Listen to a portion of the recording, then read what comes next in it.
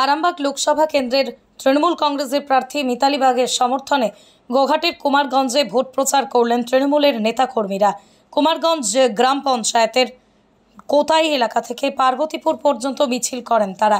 মিছিলের মধ্য দিয়ে সাধারণ মানুষকে তৃণমূলে ভোট দেওয়ার জন্য তারা আবেদন জানান।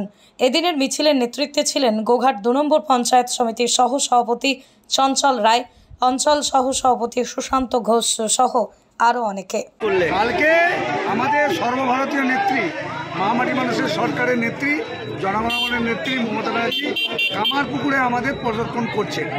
তার জন্যে আমরা তার আশীর্বাদ আমাদের যাতে গোটা এলাকার মানুষকে ছড়িয়ে দিতে পারি এবং সেই আশীর্বাদ নিতে যাওয়ার জন্যে আজকে আমাদের এই গ্রামের মানুষের উৎফুল্লভাবে এই মিছিল। কতটা আশাবাদী ভোটে জিতবেন?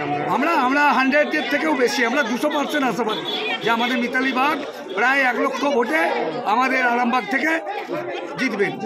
তারকেশ্বরের সর্বপ্রথম মডিউলার ওটি-যুক্ত hospital Tarakeswar Apollo multi speciality hospital. যোগাযোগ নাম্বার 03212276400 অথবা 9474147604।